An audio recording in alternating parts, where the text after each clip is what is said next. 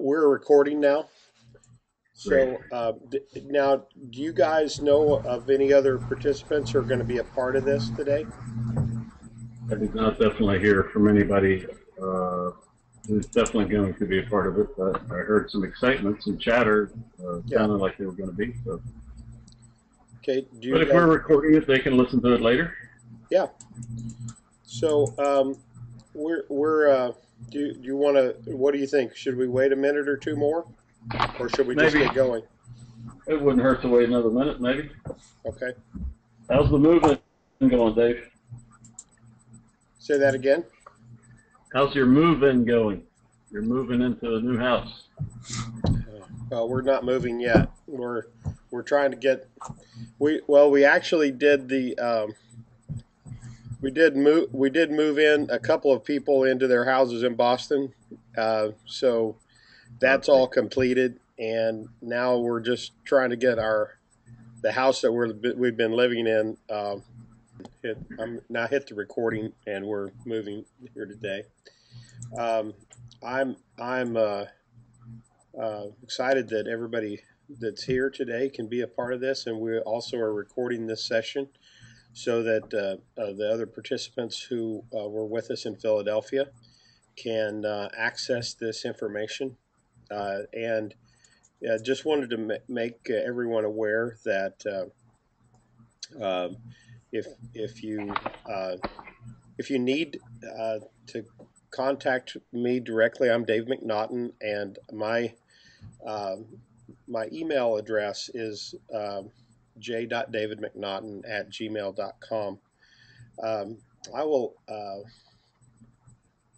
Uh, we, but our focus here today is on funding the church plant, and but I think that every part of what we do in this training is so important that we can't really move forward without uh, God helping us and His direction. And before we move any further down the road here, I'd like for us just to pray over this segment and ask the Lord to guide us. Hey, Jerry Solsfus, so would you lead us in prayer? Okay. Father, I thank you for what you're doing here, and I thank you for the privilege we have of being part of these powerful new salvation and discipleship centers that are being developed. And I ask you to guide and direct this meeting, make it useful, valuable, powerful. I pray that every one of these churches would be well funded, well put together, and well organized to do the powerful work of making disciples that you call us to do. Thank you for your grace and mercy, and lead and guide. Give Dave just the clarification, the thoughts, the ideas, and the way to articulate them that we need to hear. And ask in Jesus' name. Amen. Man, I'm gonna share my screen here. We'll start here with on the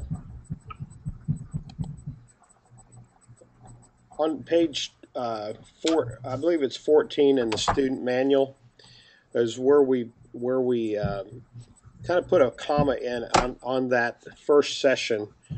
If you kind of just go back to that first session in your mind, it's where we were talking about what does God want to do. We talked about how powerful vision is. We talked about how the how we actually did a prayer walk. We asked the Lord to speak to us. Then we started writing, and we clarified a couple of times. And it's my hope that that you've had a chance to clarify that even more as you've gone through this process now um, over the past couple of weeks, because that document continues to need to be written and continues to be not only written but also refined and uh, and tailored to the audience. But at the end of that session, there is this very important question is regarding vision, and that is how God how God funds or help how God helps to finance. And I am I'm I think that one of the things that we in the fill-ins on page 14, um, I think the first thing that we have to realize is that God is our source. So much of the time with uh, I've observed this. Maybe you guys would jump in here in a second. Um, how God has come through so in so many ways, so many times. Um, that God is our source. Um, but let me just stop right there for a second. Can you guys see the PowerPoint? Yes. Yeah, I can see it. Okay, okay. Um, uh, I, would you let me just share one of my own personal stories about this. The first church that we planted, 1991. Um, I heard about this what was being I guess that was being identified as the decade of harvest. You know, there were people that were talking about this in just about every meeting that I was going to. I was the district youth director for our district at the time, and so I heard a lot of these speeches, these rah rah. I call them just rah rah moments. You know, where people were saying, "Hey, we're going to go plant a bunch of churches. We're going to win a lot of people to Jesus." Um, but there was no real funding strategy involved in that, and so Jerry was one of those guys that jumped out and planted a church about that same time I did. There were a bunch of us that did that, and God was a tremendous supplier. He did supply our needs. He supplied um,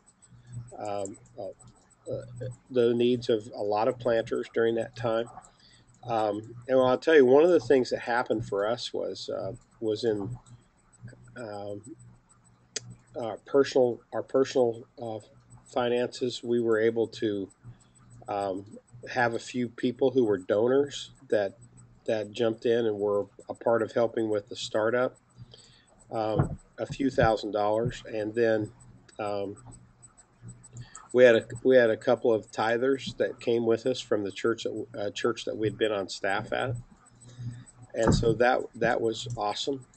And then um, you know, we were I think I shared this at boot camp with you guys, but um, you know, 6 months into this whole process, um, we were given the opportunity to purchase the building that we had been meeting in, and it was about 8,000 square foot building. We had a kid space, we had a worship space. It, you know, wasn't beautiful. It was old. It needed a lot of renovation, but it provided us a place where we could meet, but and also not have to set up and tear down every week, which was a blessing.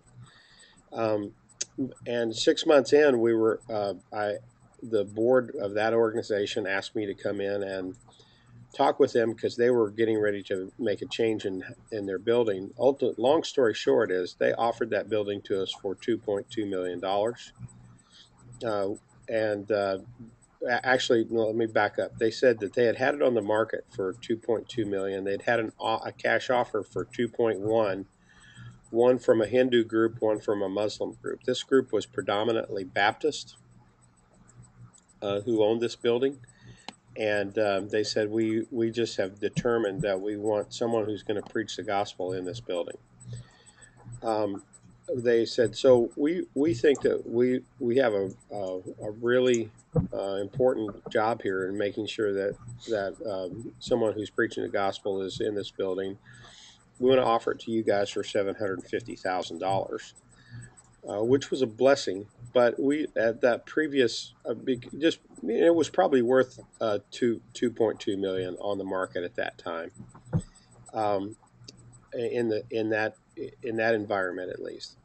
So, but for us, we had $750 in the offering the previous week.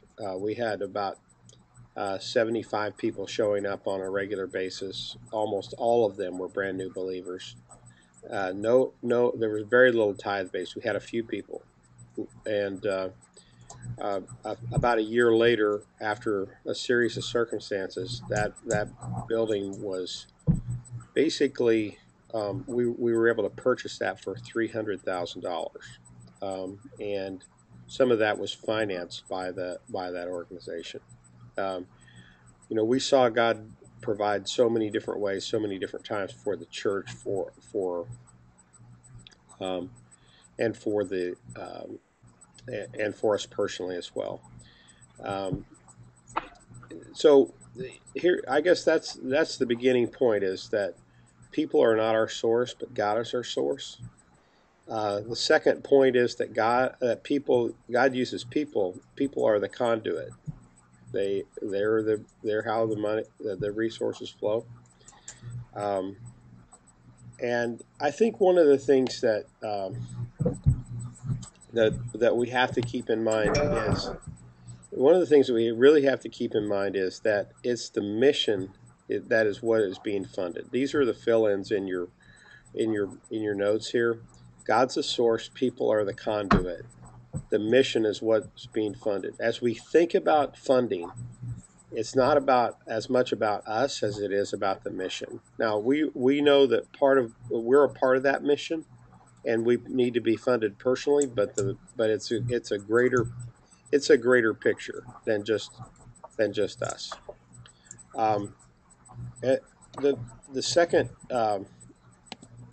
that second slide here, where we're talking about number 4 in your fill-ins, as we're talking about the foundation of fundraising, it's about relationship. Um, and I guess I'm going to just want to stop here. I just want to stop here and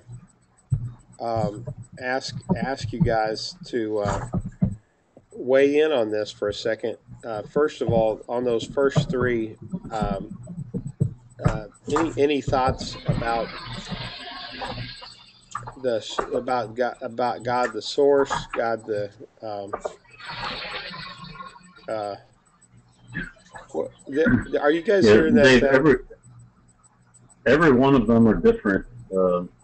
I see God providing in church plants in so many different ways, but one of the early mistakes I often see is that um, guys are expecting it to come through some kind of outside source, when actually it's often the leadership team that is the best source. Yeah. God often uses the leadership team first of all. And Yeah. we also had a little bit of outside funding when we started in 1992. We were part of the Decade of Harvest. We had $1,000 a month actually come from our home church, the church that fired me and sent us out. They also gave $1,000 a month. They believed in us and wanted to help us, and that was really nice. And we were trying for $3,000 a month. So we asked the district for a district and section for $1,000, and they did come up with most of that. And then we tried to raise $1,000 from friends. Yeah. And we were nomadic for 7 years. We were in rented or temporary facilities for 7 years, which I didn't regret at all. I had a wise leader who encouraged me with that. But the difference now is that it seems to me that there's so many more samples to use. I didn't have any. I couldn't find a sample budget to use. Right. There's now sample budgets all over the place. I can send out sample budgets if anybody needs one, sort of what you might need to think about going into that initial year or 2 or 3. We tried to raise a 3-year budget for church planting. Yeah. So God works through all of those things, and I found that a lot of people have a lot more at their disposal than they think. It's a great place to challenge the leadership. Yeah, I agree completely with that, Jerry. That team around you, that team around you, that launch team. Um, that first of all, just as a point of uh, just I guess direction, really. Encouragement is it as you're recruiting people to be a part of your launch team. One of the things that I think that some guys, the mistake that some guys make is that they don't make it clear to that launch team that part of the responsibility of that launch team is actually being a part of that the resource team. That it's giving, it's financially investing, and I know part of the tension in some planters' minds is, well, I don't want to over ask. I don't want to but it be a burden or but it kind of ties back in here to the notes. God's going to use someone that you know, and it's about that relationship, and they're there many times because of a relationship with you. And but number six is that you have to, as the leader, have to ask, and many times it's a biblical principle. Um, Ask and and it shall be given. And if you go right back to the teachings of Jesus, he's giving us that clear and direct um, um, that information there. You need to ask, and so that's a huge piece of this.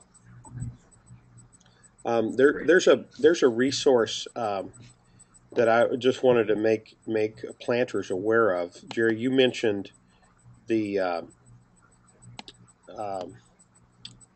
the sample budgets. Mm-hmm. Can you guys see? Can you see here on the screen? Yeah.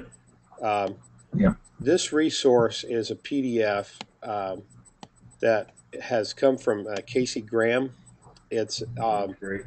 it's great stuff for church. This is he started a group called the Giving Rocket. It's become they have a new name, I think, but this is specifically it's a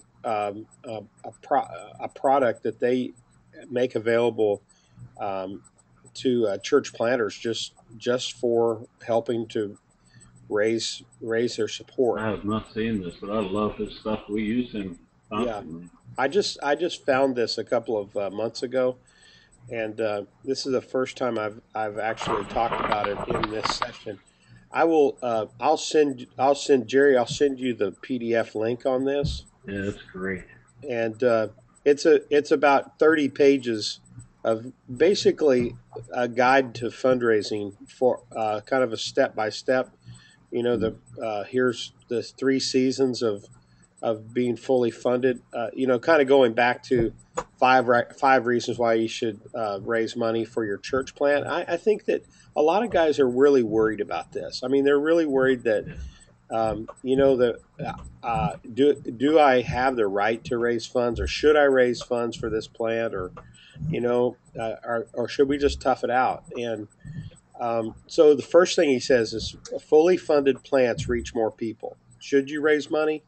Yes, because when you raise funds, it allows you, it frees you up. And this is a Lifeway research thing. Um, the plants are properly funded have a 20% higher baptism rate. Think about that. And then plants who are with full time pastors grow faster.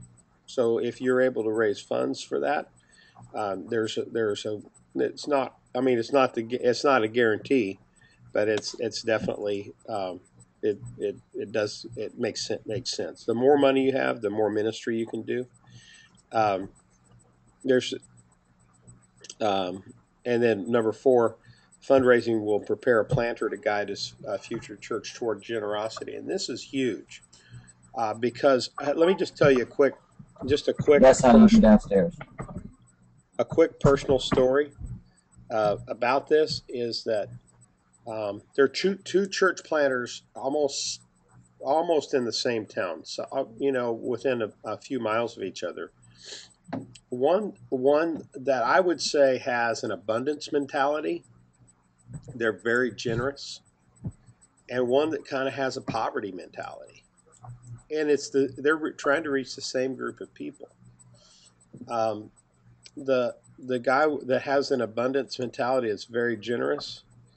Man, they're just growing and they're reaching people. And the guy that has that, like, okay, there's not enough, and we have to.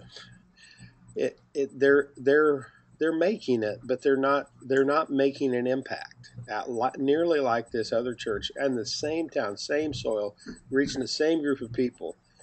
And it's just huge when we have the resources that leads that future church toward generosity. And number five, your wife and kids will enjoy ministry if you have the freedom to live normally. So I'm not going Well, to that's good go stuff, Dave. through. I'm not going to go through this whole thing, but I just really believe in Casey's stuff, Yeah, and I I do know too. that you do too, Jerry. And Yeah. so We I use would it use this constantly. as a We use it every template. single week. Yeah. Well, and it's a great tool every week. Talk about that for a Yeah. second, Jerry. Well, I mean, um, I don't know. I don't know much about Casey Graham. I guess he came out of Andy Family Church or whatever, but Yeah. he has dedicated himself to helping churches responsibly and scripturally um, do money better. And so you can buy a coaching subscription with him, which we have done. And my team looks at his stuff. He constantly sends out tips on how to ask for money scripturally, how to tie it into the Word of God, how to teach the Word of God on money. It's strictly a scriptural study, and I just didn't know. I thought I was pretty good with raising money, but I didn't know all this stuff was in there. I mean, he can help you see more in the Word of God than you were ever able to see by yourself. So it's really valuable. Dave, what you were saying about the two churches, I'm right now coaching two churches. One of them is Joe Castronova, who came to Bootcamp and Yeah. talked about what they're doing. Joe has an abundance mentality. He's generous. He's always giving, giving, giving, giving, giving. He gives to missions. He gives to other church plants. He gives to everybody. He's incredibly generous. He sees God as having more than enough, and he has more than enough. Yeah. But the other guy did not want to raise money because he felt like it would be make him beholden to people. Yeah. He didn't want to take any of the grants where you pay forward for the next church.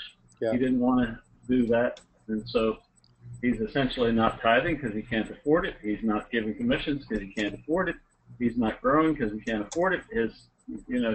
His personal salary isn't being paid, and his church is doing okay. I mean, they're reaching people. They're meandering along, but just the ability to think in terms of abundance, to trust God, take the plunge, and go after reaching people at a higher level, to me, is worth every bit of it, because it has to do with starting at a high enough birth rate. I don't know if we covered this enough in boot camp. Yeah.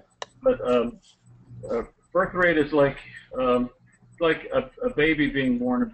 They now can keep babies alive at 3 pounds or 4 pounds or whatever it is. Very, very, very, very tiny.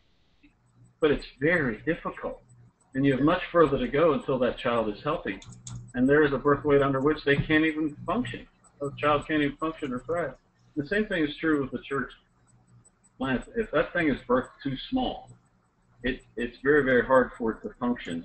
Like if it's birthed under, you gave I think it was in one of your sessions, Dave, where you gave that country churches ought to be, Yeah. I forget, 40 or 50. 50 to Suburban 75 or churches something at least like 100, Yeah. whatever they were. I don't remember those numbers exactly, but those are really, really great numbers. Because if you're under that ideal birth weight on your opening day, it's very difficult to recover from. And I was, by the way, I started with 42 people. I'd never heard any of this stuff. I'd never had boot camp. Didn't have this information. We started with 42 people. We zoomed down to 19, then 12, 11, 9, I think, and I had 5 of them coming from my own house. Yeah. I mean, it was just scary. We did not start with the right mentality early enough, and part of it was in how we looked at money. Yeah. I really had to hang up talking about money. I didn't want to pass a bucket. I didn't want to talk about money. I thought money was one of the big hang-ups of people coming to Jesus. I was wrong. I was flat wrong in all of that, and we had to go back and relook at what the Bible teaches, even what the world expects and what unsaved people think about churches asking for money. I was wrong on all that stuff. And I see a lot of churches doing this now. They put a bucket in the back of the church and say, if you want, you can help or whatever. It just hardly ever works. You have to openly, directly, and in a godly way talk to people calmly about we need your help. It is godly to ask for your help. We're actually giving you an opportunity to give to the prophet and to the work of the kingdom of God so that you can be blessed. I mean, Casey Graham is just really good at helping you see all of that and do that in a very godly, spiritual way. One of the things that Casey teaches in the Giving Rocket that I really think is really that is apropos right here is that the one of the greatest one of the greatest impediments to the financial health of the church is, and many times, is the pastor himself. The way he thinks about it, he's kind of the Always. lid. He's the lid. Yeah. He's Yeah. so if um, there because many times pastors have that pastoral heart. You don't want to over ask. You want to make sure that everybody's taken care of. But here the reality is, um, uh, people understand that it takes resources, and they appreciate the fact that a church that has vision is going to have to have a resource Right. behind it. And one of the things I love about the Giving Rocket component of this, from passing the plate perspective, is that you can tell a story every week about how what God is doing through this church, Yeah. and people give because there's vision. They give because they're being the church is being effective. So that's one way that God finances the vision is through the people on your Yeah. team, people through giving. Um, Mm. we're talking about this whole thing in terms of also from if you're going to start a church, many times you're going to have to have going to raise some funds from personal support, and not everybody does that, but a lot of people will end up doing that, and um, Everybody should consider it. I, I I totally believe that. Um, but and I've seen guys make a major fatal flaw in thinking that, okay, we're going to go raise some personal funds, we're going to raise personal support. How are you going to do that? And the first thing that I'm just about everybody that I lay this out to, the first thing they think about is, well, I'll write some letters, I'll put a list together, I'll write some letters, and I'll put a response form in that letter. Guess what? Many times, I don't know of a lot of money that's raised by just sending out a letter.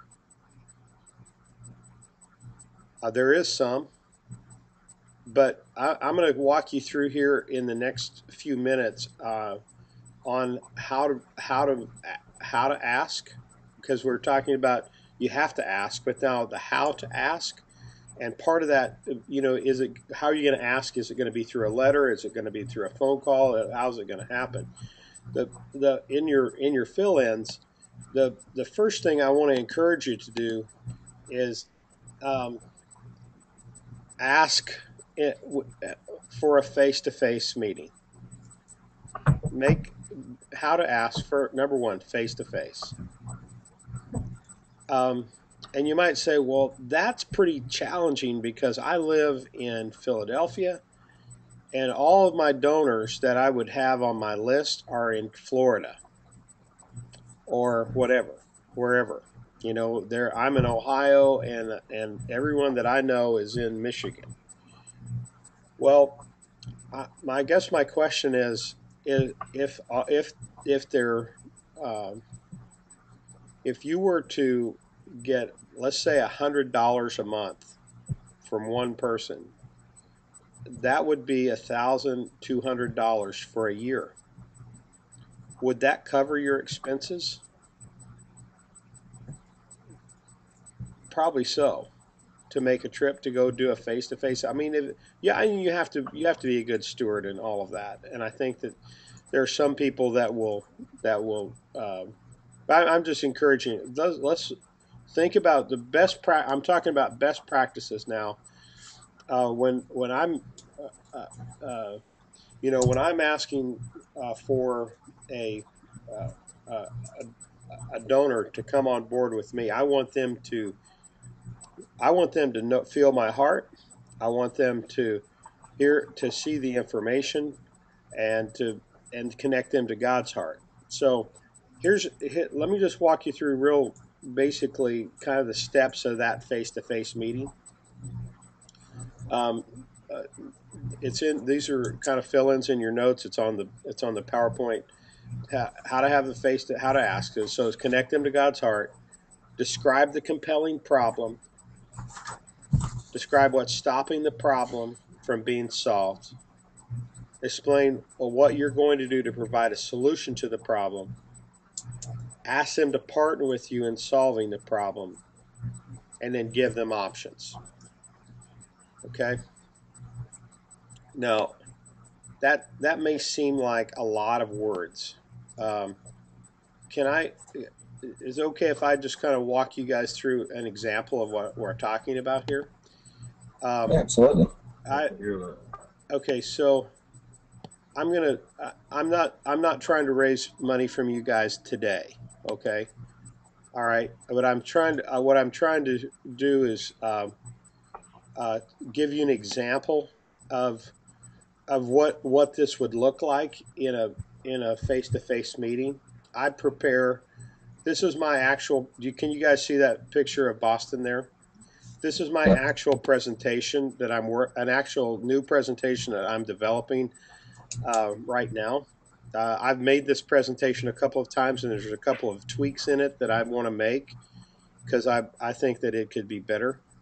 So when I sit down with a potential donor, let me kind of walk you through the process. The first thing is I am gonna send a letter.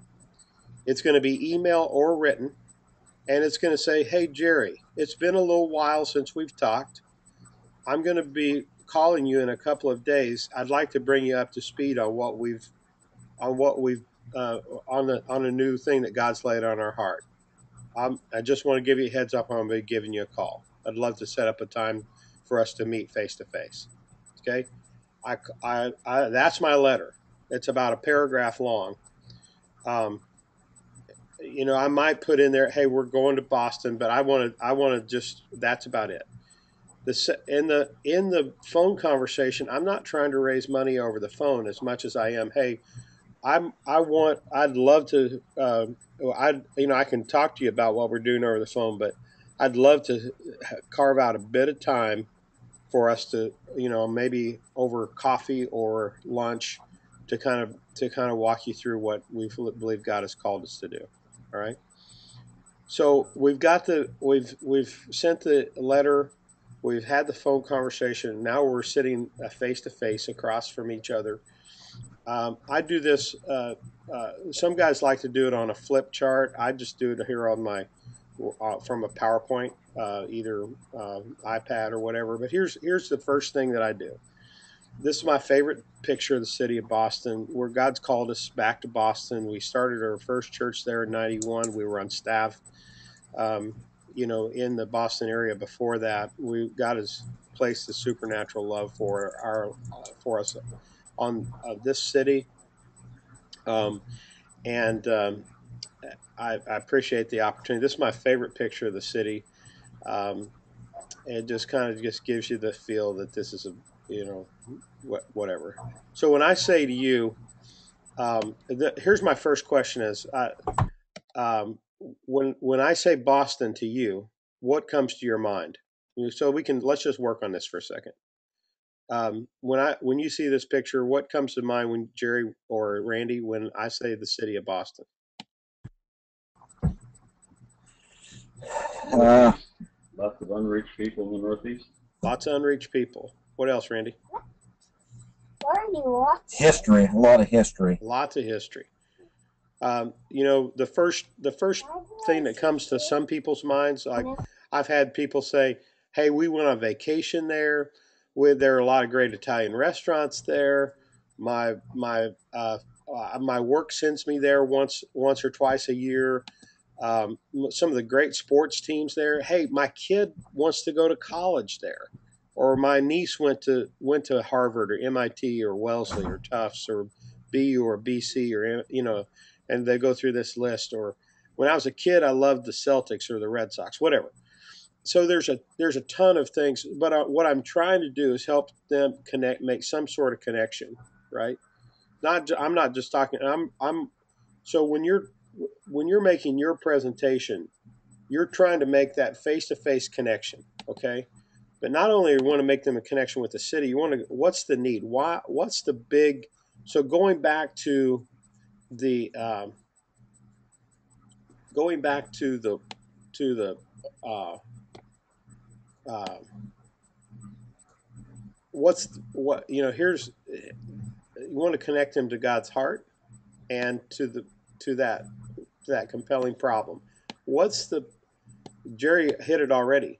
There's lots and lots of people there, 4.5 million people, um, but a lot of them don't know Christ. In fact, one recent study said that about 3% of the population is connected to a Bible believing church. 3%. That's a problem.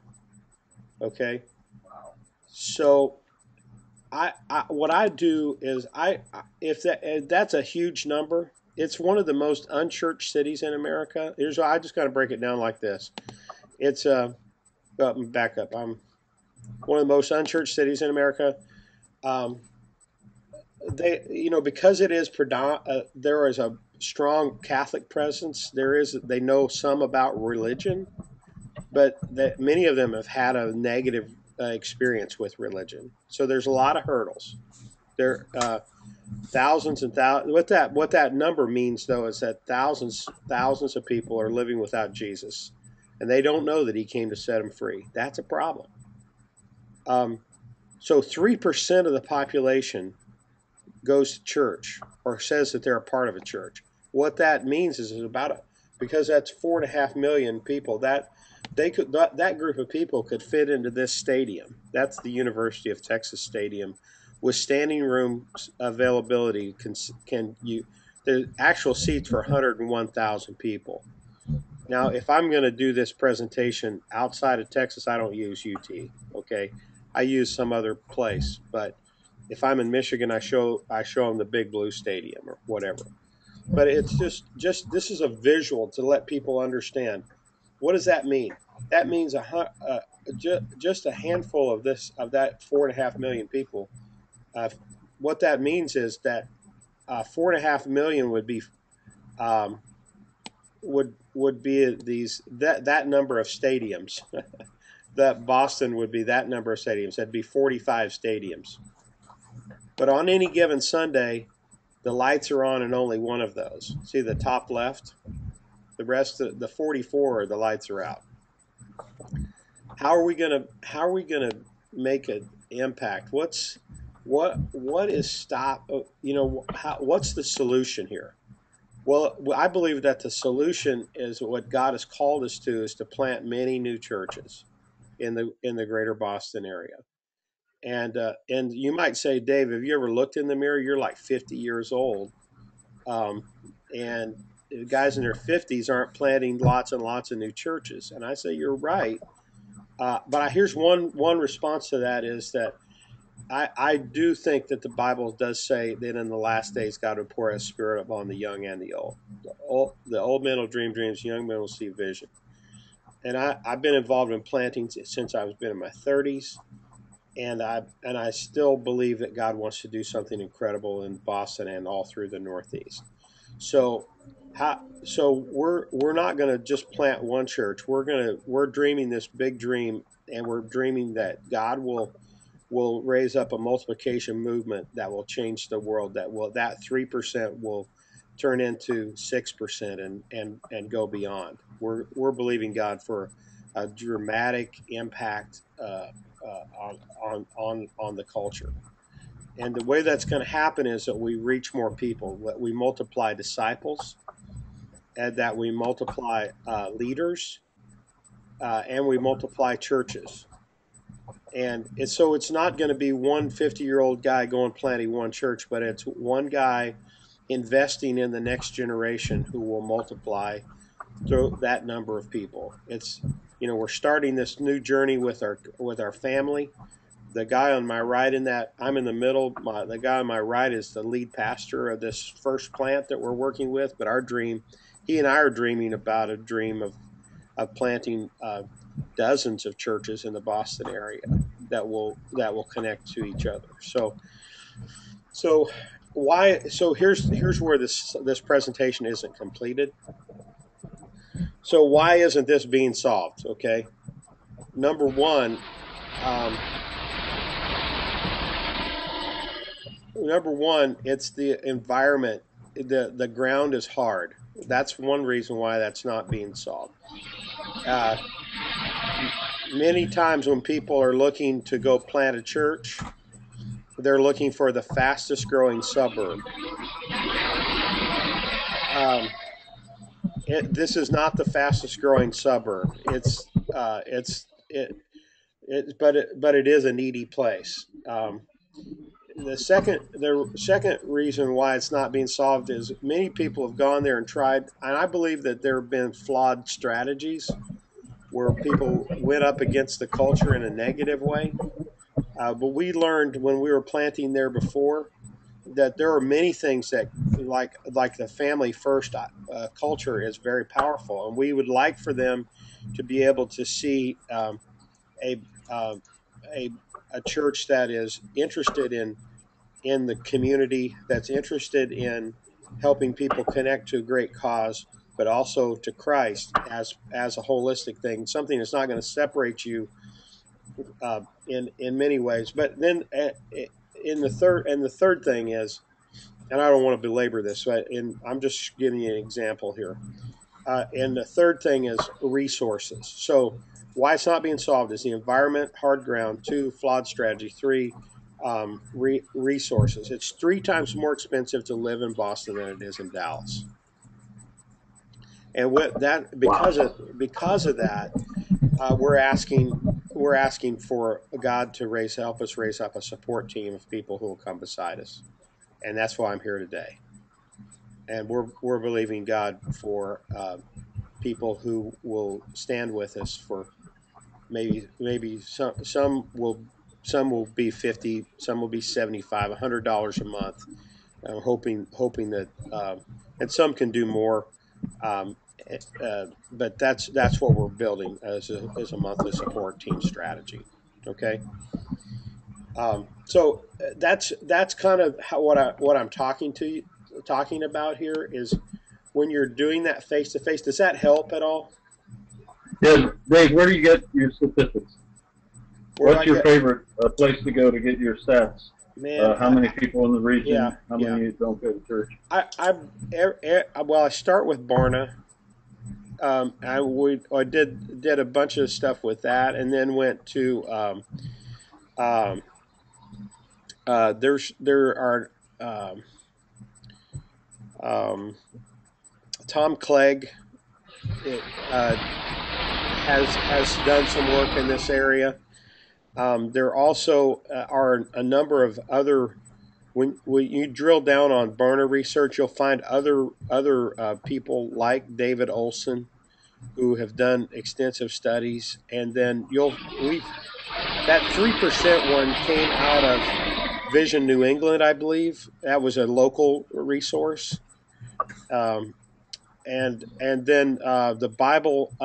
There's one thing I missed in that presentation. One of those was the Bible literacy, and there was a study done on Bible literacy and all across the nation. I'm always looking. I read pretty pretty incessantly on what trends are happening within America, and um, I'm always stacking those stats up.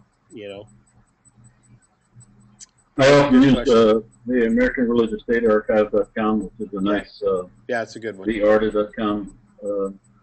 They're a little different in that they measure what denominations claim for themselves. Like in the Boston, Cambridge, Quincy area, I'm Yeah, noticing it says 2 million people claim to be Catholic, and that is a notoriously unstable number for me because yeah, people in my world claim to be Catholic who've only ever attended church once in their lives. yeah.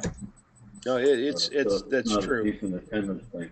No, it's if you go by if you go by a Catholic church in the Boston area on a weekend, there will be people there, but there might be 100 cars in the parking area, and you go, and it just doesn't add up to a whole lot of attendance. You know, The way I'm getting it, they only put in the greater Boston area 150,000 people in evangelical Protestant churches, that's it. which puts you under 1%. Yeah, and we were trying to be as uh, we were trying to use the larger demographic area than just actual Boston itself.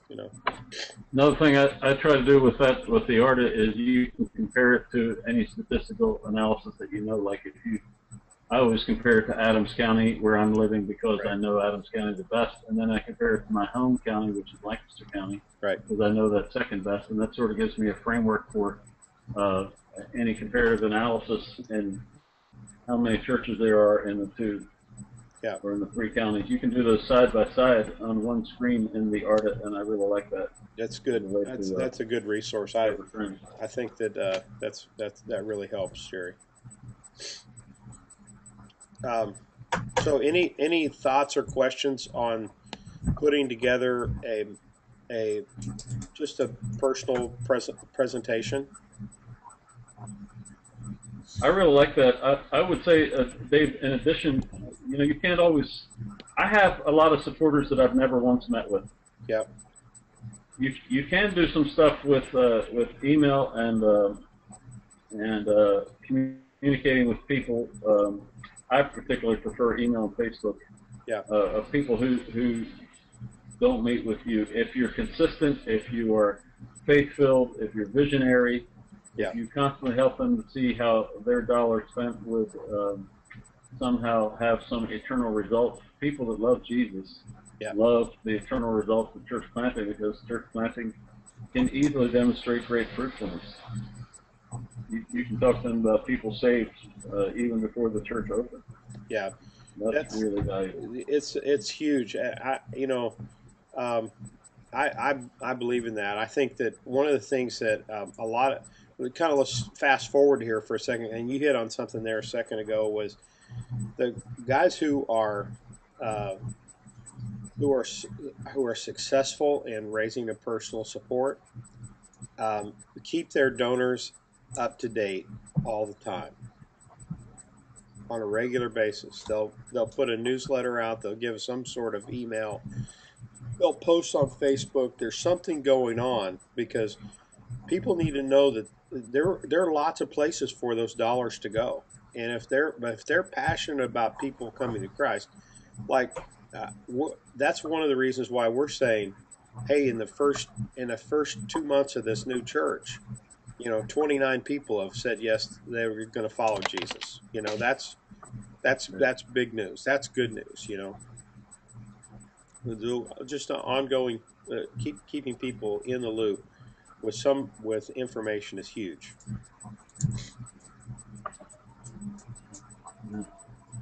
So, any thoughts or any other kind of um, observations up to this point? Well, let me just say one more thing. You can't do anything without enthusiasm. And, Paul says, depending which translation you read, pay attention to zeal. I don't want to sit with somebody who is barely interested in their own project. Right. I want somebody who's enthusiastic and passionate. And I can see burning in their heart such a crazy passion for reaching lost people and for making disciples and for changing the world. If I get somebody bored with a project, I'm bored really quick. Passion goes a long way. It does, doesn't it? If you don't have passion for your project, and if you can't communicate passionately about your project, it's just useless in my view. It just doesn't Exactly. inspire anybody. So yeah, so um, one of the things that one of the things that happens, I think, in uh, when you start to actually make the ask and people start to give, um, keep them in the loop. But yeah, I think that's huge to keep when you're making that ask. I mean, you have to believe what you're selling. That's a great point. And Yeah, I think it's just like anything else. Nobody, I mean, you hear all the time. I hear all the time from people, complaining about their church, like they don't do anything. There's no excitement. There's nothing going on. So you're going to ask somebody to partner with you. Well, you got to be something different than what they're used to. Different than the same old, show up Sunday morning and do their thing and go home. It's got to be. I mean, I don't know. It just to me, it needs to. Before I give somebody money to do anything, it needs to be something that I'm excited about. They're going to get me excited about it, and if they're not excited about it, why should I be? right, right, exactly. Um, a few years ago, uh, well, let's make a any other questions about just that personal fundraising, that face to face, or using other media to connect with people. Um, Uh, Dave, what is a? Can you give some what's the word? Some guidelines on what is great in personal fundraising and what is a bare minimum that should be expected from a church planter. Do you have any guidelines there? Like what I'm saying is, should the way my budget was a third of it came from personal fundraising, a yeah, third from the district, and a third from our home church. yeah, But that third that came from personal financing or personal friends and neighbors and startup team and all of that. yeah, Is that a decent number, or well, what should a person reach for here? yeah. I think that's a. I usually try to go uh, a third, a third, and a third. So from funds that I raise, I want a third of that to come out of what you just outlined. So my personal network, my the um, and potentially then if you have a denominational partner, a third, and then a third from other like a startup organization. So I Yeah. I And think that's a good strategy. So let's say if you're trying to raise $190,000, the 30 and 30 and 30 would be a good strategy.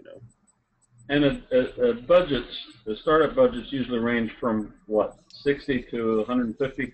Yeah, yeah, Is that a depending good on the range? yeah, that's a good range, and that's a pretty broad range, but a lot of that is based upon the the model, the location, and really the capacity of that leader to raise funds. And for that, you're talking about is that items that have to be bought Yes. leasing for a facility and pastor salary for a year, or is that, Yeah. or are you thinking for more than a year? Yeah. I think that you need to have a plan to try to help get that pastor underwritten for at least a year. But I think Okay. what needs to happen in terms of the budgeting strategy is that if you have, let's say, a 3-year plan of underwriting, that the church takes more responsibility the second year for salary and for operations, and then the third year, it's shrinking Yeah, on. our church plants, whether here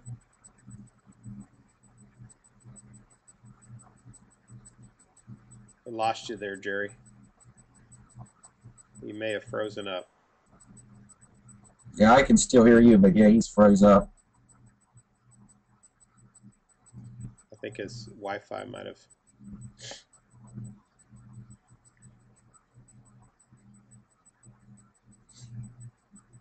Wi-Fi might have done him wrong there. Technology at work. Yes, it is. Most of the time, this is a pretty. It's great when it works. Yeah. This is a pretty stable platform, but you're still dependent upon a good Wi-Fi connection. You know. Yeah.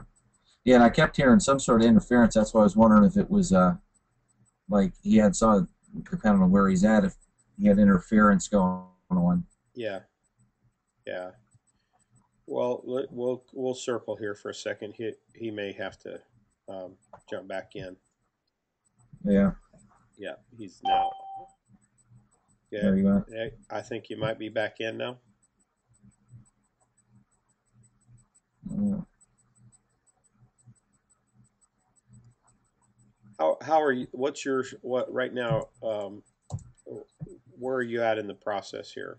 Well, ours is interesting. We just yesterday was my last official day at the church that we just left, and the board gave me 4 months severance. They were kicking around the idea of giving us $30,000, but since the entire board resigned, they thought that might not look too good, and I have to agree with them because they brought up, they said, they had the money in the bank. They said we can give you $30,000, and I told them, I said, look, that's up to you guys. I'm not going to ask you for it or whatever. They just decided that it just since the entire board was leaving, it wouldn't look good. But yeah. Oh, there he's back. Sorry about that. My internet connection cut out here for some reason. Yeah. That was my guess there. Yeah. We were talking about the budget and the startup. I think that you need startup money and then you need operational, and I encourage guys to have a both and approach to their fundraising, but that operational is the equipment and getting people going, and that's a that can be a significant amount of money from the very beginning. Well, Dave, as a rule, you should raise as much as you possibly can. Period. Exactly. Right. Exactly. Is there a point where you say, okay, enough?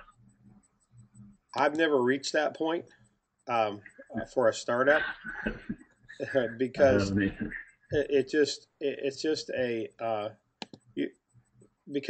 let's say we're overrun with resources. That for me that means that a certain percentage of that is going to go for more outreach. There are things that I can do now that I couldn't do before. So some of the big ticket items in that first year budget, are you going to cover budgeting here later? I don't see it in your notes, but I'm not sure I can see all your notes. Yeah, it's not in those notes. Yeah, I'm trying to pull up our. I guess where I'm going with that is some of the biggest ticket items that I see is, first of all, some kind of a mailing effort. Are you guys still recommending that there is a mass mailing effort in almost every startup?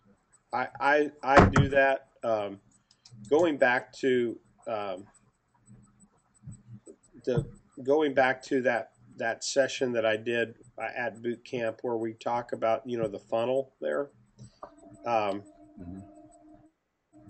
That I think that where you're creating awareness,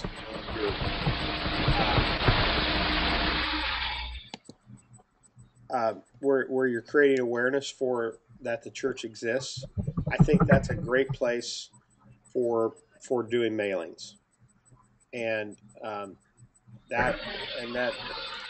think the other piece to that creating awareness is our Facebook ads.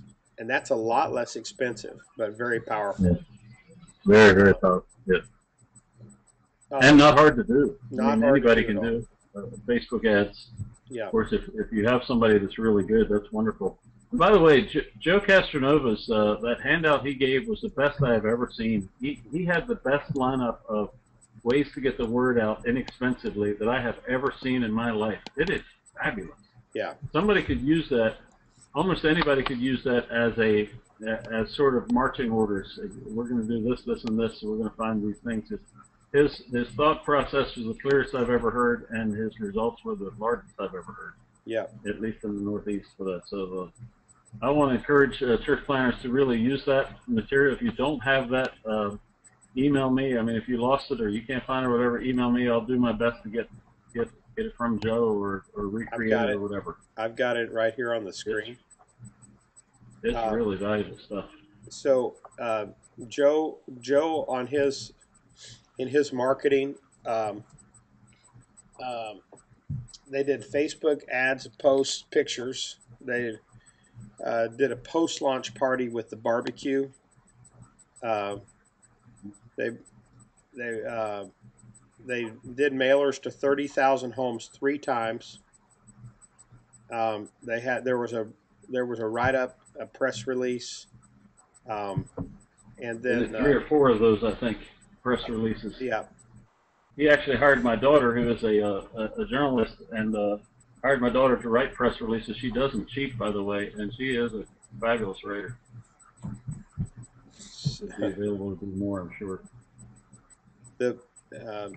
Can you, I guess, connect with Jerry on getting his daughter to help with writing, right? The press releases actually where she would write newspaper articles, and the newspapers printed them as is, as an article, not even as advertising, free. Like, you can get a newspaper many times to print a free article because they're all strapped for budgets, and if your reporter is legit, and Shauna's pretty good at this, if she's legit at writing as a reporter, they actually will print it, written by Shauna Stoltzfus, and claim her as one of their reporters for it. It's free advertising, and you can do this 3, 4, or 5 times if you can invent events for it to advertise. That was really powerful for Joe. It really helped him and gave him a lot of presence. So those pieces like that, they're varying price tags for that kind of promotion. But promotion is a line item, is a significant line item. There is equipment, the equipment line items, and this is where I think,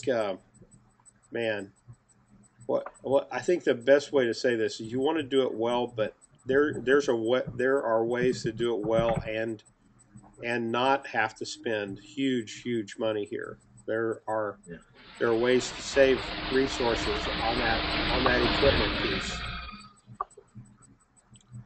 There's ways to blow hundreds of thousands of dollars really quick. Exactly. Yeah, and the equipment is a black hole. From a startup standpoint, I want my equipment to be good, but I don't want to get upsold by some dude selling me the latest toy, you know. So if you don't know that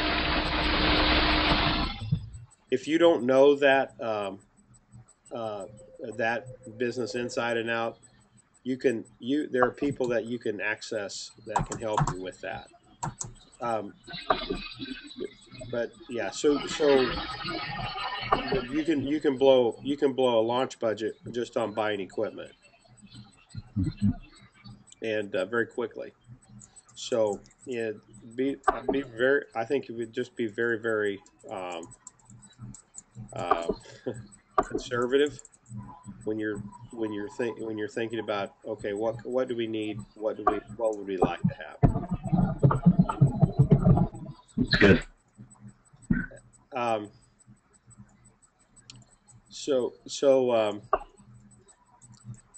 Let's keep moving here. Jerry, you're going to share that sample budget with everyone. Yeah, I'm trying actually right now to put it together. I'm going to try this do 2 or 3 different ones. They vary a lot. I've had guys that have been really timid and have wanted to start very low, and then I've had guys that have been way high and have had very big budgets. So I'm going to try to share 2 or 3 of these that are within those ranges, so you can sort of look at what's outrageous and what's very Yeah, conservative. I was trying to pull those up as we were talking to, and I couldn't I don't for have them some real reason. handy, but I can. I do send them out a lot, and I will find them. Okay. Let's talk about this whole thing of creative funding here for a minute. We're not going to spend a lot of time here, uh, but there's there is a link here. I'm going to post it into our notes here so that people can get it if they listen to this. It's at AGTV. There are about six, I think it's six different videos that you can access. This was from an event called the Creative Funding Forum that that I was a part of helping bring together a few years ago. Um, it's different ideas, different creative strategies for funding your ministry creatively. Um, Great. so there, and one of the things that one of those is like, there are guys who are business guys who are saying, hey, one thing you can do is start a business or get somebody to help start a business. Well, the one, I guess the thing that uh, creative funding, you need four things. There's basically in your notes. These basic principles are really important to keep in mind. It needs to connect you to people. So, um, and like I'll give you an example. There's a funding strategy that has been used. It's a real creative funding strategy. A guy named Jess Boja uh, did this down in the Potomac District, where they started a nonprofit and and a coffee. They did this was before they ever started into the pre-launch phase. Um, they started this coffee deal, and it was a nonprofit. It connected them to all kinds of people in the community, and it was really, I think it's been really helpful for them. They've had some really good success with this strategy. But it basically is connecting people to people into the community. It met a felt need um, there, but here's the thing that I think um, that we need to always remember when we start down these funding strategies is many times pastors are not lawyers. Most of them that I know are not lawyers. You need legal counsel, and secondly, you need. I'm not sure which is the first one of these. Is whether you need legal first and then business counsel, or business counsel then legal counsel. But you need both of these. Um, but in those videos that I shared with you there in the in the um, in on the screen, um, there are there's a guy named Robert Needham who actually is a lawyer that talks about developing strategy. There it ranges from how to get grants and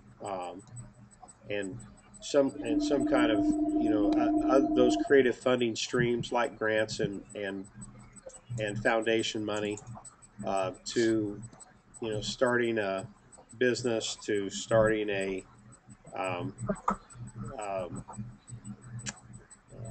a daycare or a school. So there's several different ideas there that I just wanted you to be aware of. Any thoughts on that or It's good. questions about all that?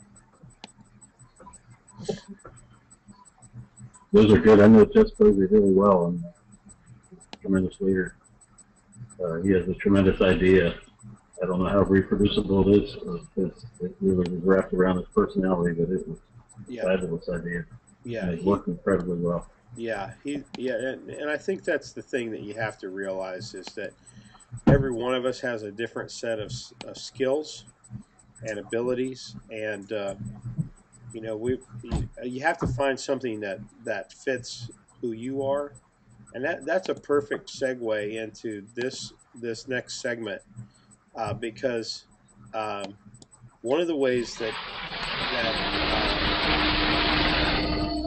some planters are funded is through bivocational work, and um, and some guys are wired. They want to do this. This is a big. This is a. Let me tell you a quick story about this topic. I was looking for the video, and somehow it got dropped out of my video folder. I'm not sure where it went to today. There's a guy in Columbus, Ohio, by the name of Greg Ford.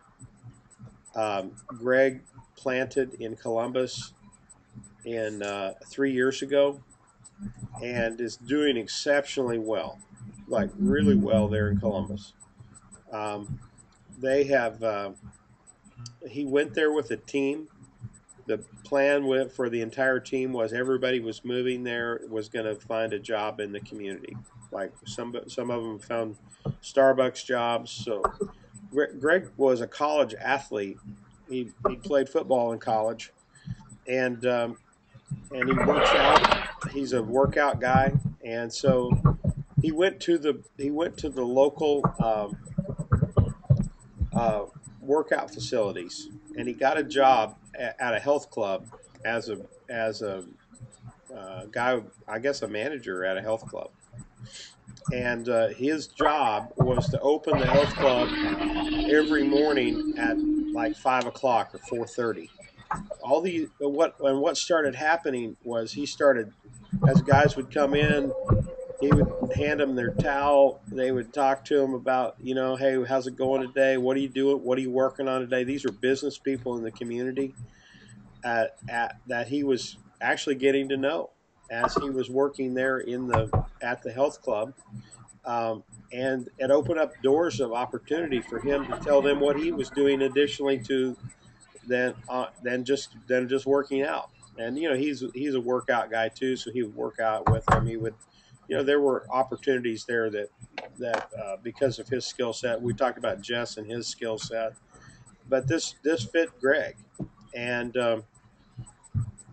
um, there he worked there for all through the pre-launch stage. They didn't want to they were He was still doing a lot of fundraising, so he would work there 5 or 6 hours a day.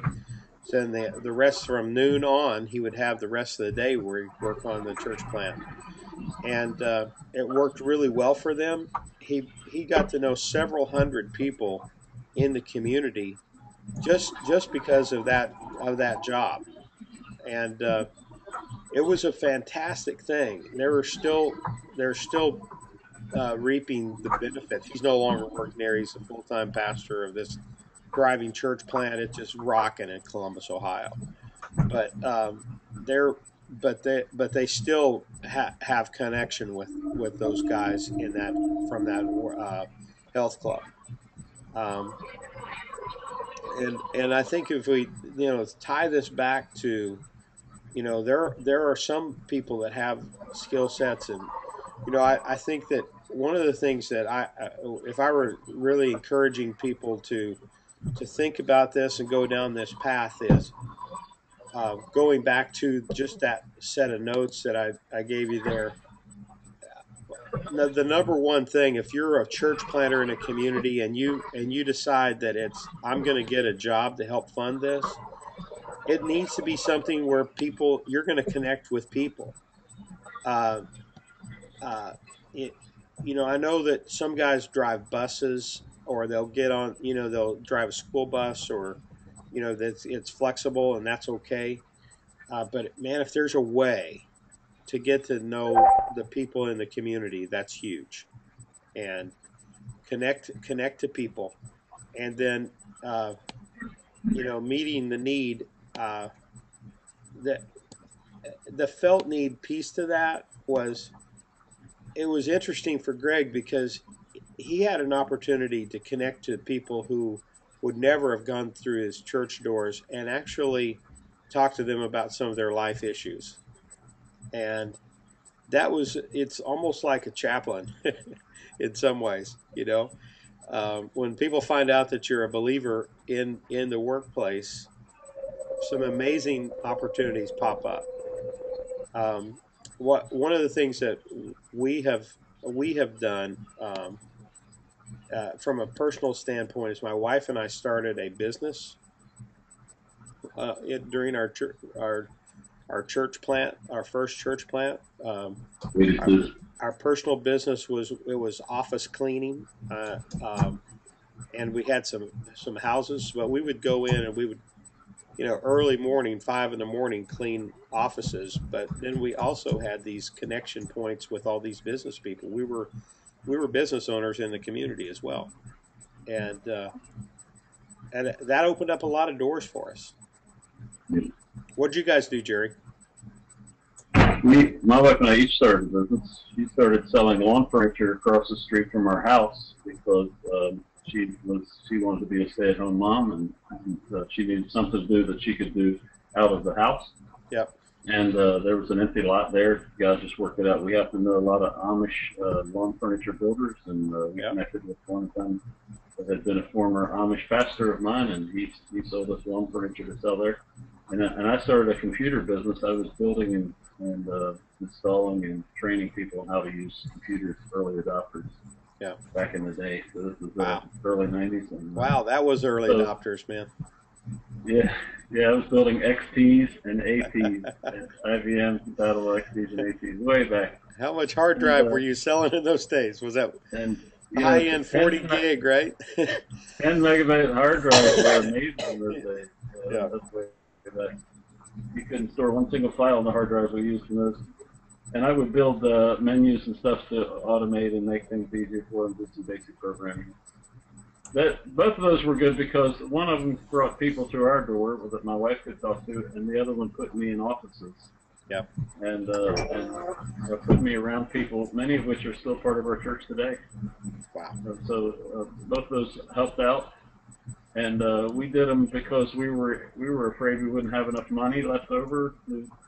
So we sort of built them as a hedge against not being able to feed our families, and just trusting God to use them. And God gave us businesses that were conducive to needing people. So it worked out well. I don't always encourage that. I mean, it can also really be distracting from the goal. Yeah. But they are a valuable thing. Dave, can you talk a little bit yet about the funding sources, the various funding sources that are available for church planters? Yes. You probably know some of the details. I don't know on those, but together we can help build a picture for those at least. Yeah. Yeah. There are from the CMN platform.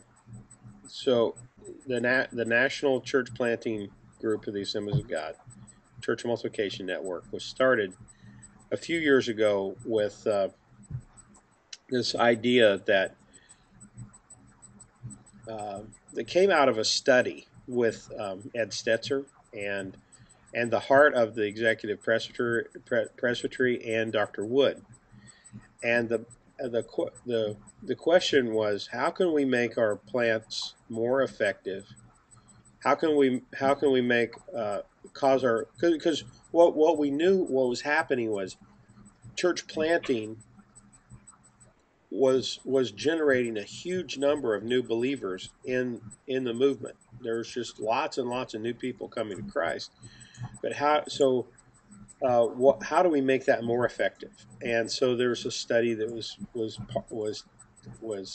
tied in with this with Stetzer, and Ed Stetzer said, you guys are doing an amazing job with the resources that you have, and with a few tweaks, you could just go to a whole new level. One of those was you need to have some more infrastructure for assessment, coaching, training, um, as well as discovery and development, or recruiting new planters, developing new planters, and telling your story, marketing, and then developing resources. But a big part of that is also funding the plant. And so a matching fund was established where the planter raised a certain amount of money, and the CMN or the Assemblies of God would match that number up to $30,000. So that was established back in '07, I believe, and about 300 church plants have been funded. Now, I know some people are thinking, well, isn't that something I have to pay back?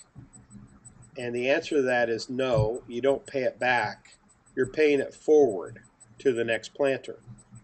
So it's if you think about it differently, that we're not getting a grant from the national office, we're getting a partner in the national office. Okay, so when I'm in business, when I started, I've been a part of a couple of business startups.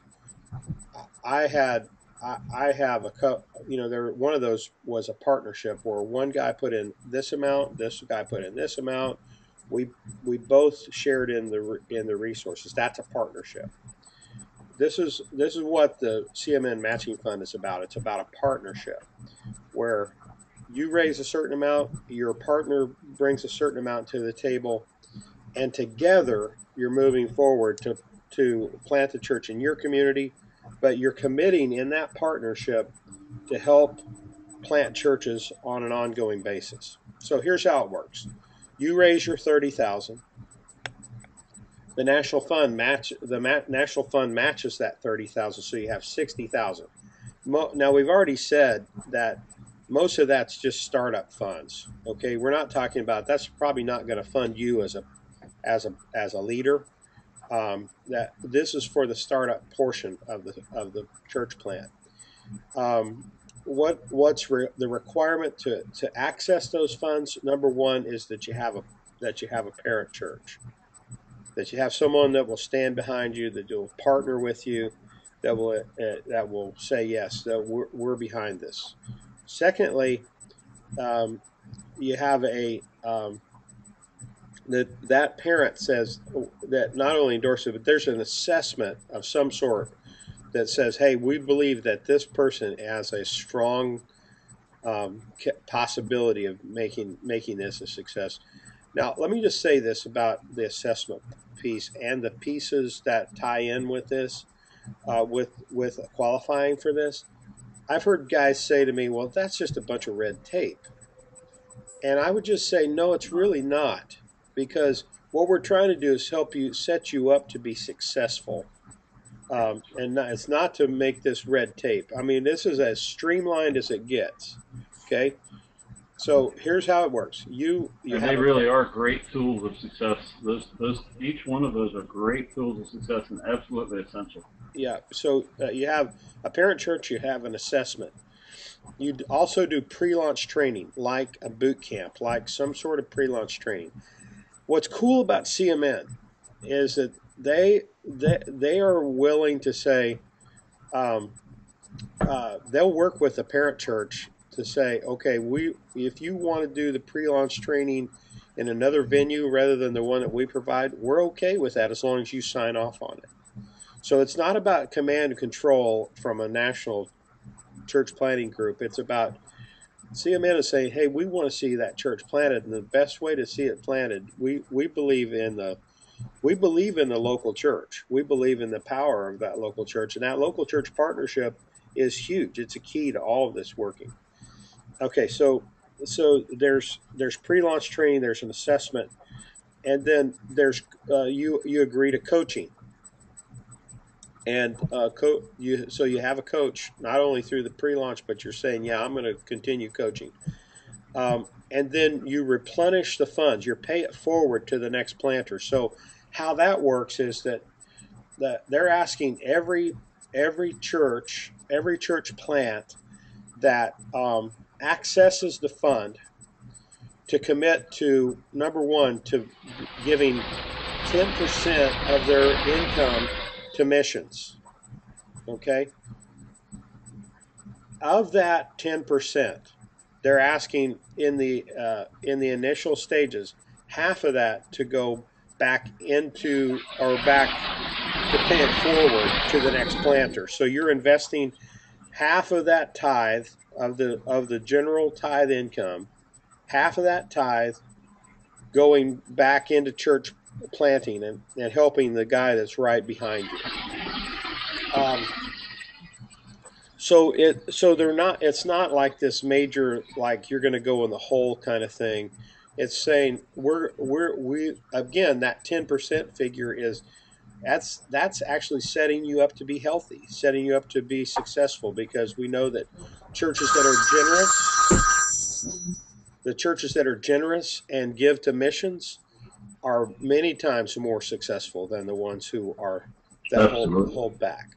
So we're Makes you almost bulletproof. Say again, Jerry. When you give to missions, it makes you almost bulletproof. It does.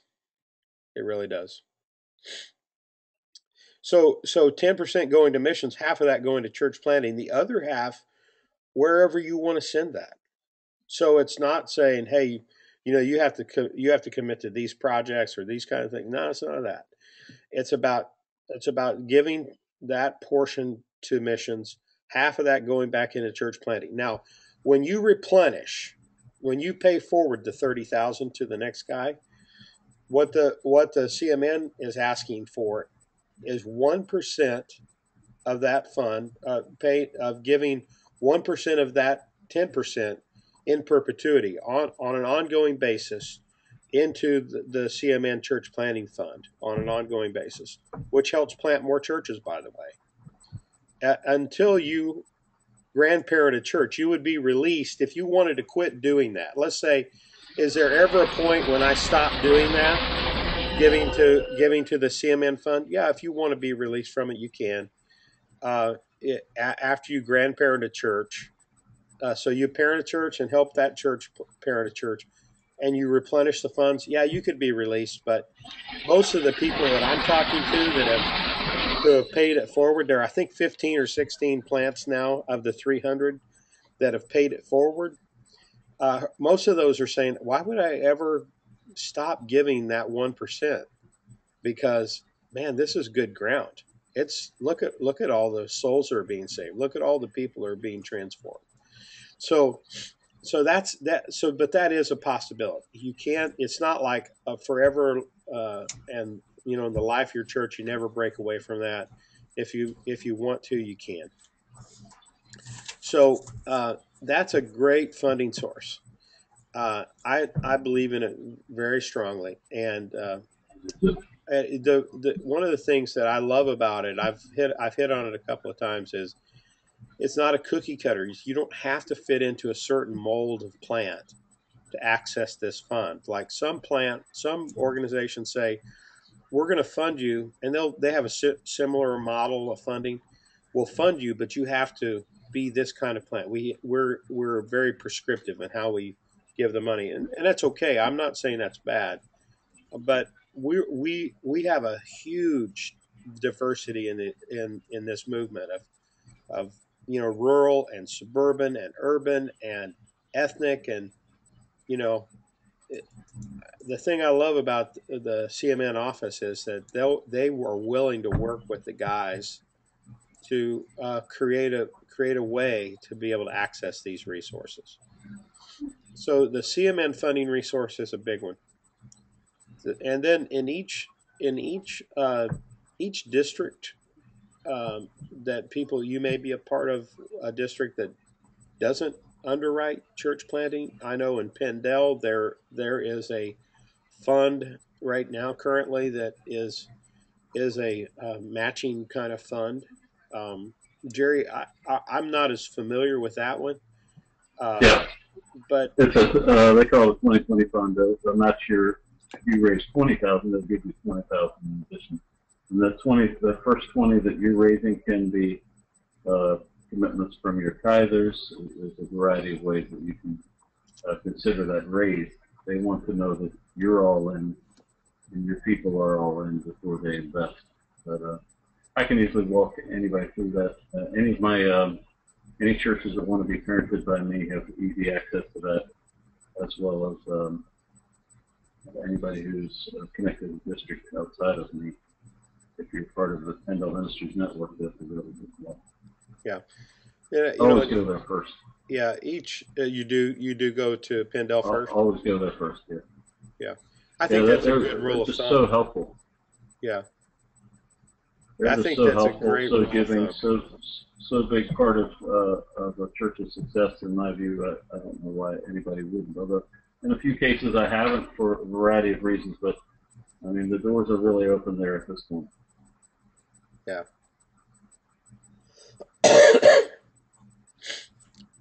The other one then would be the ARC. I work with the ARC a lot. A lot of our churches are ARC churches, the Association of Related Churches. They do a similar funding thing.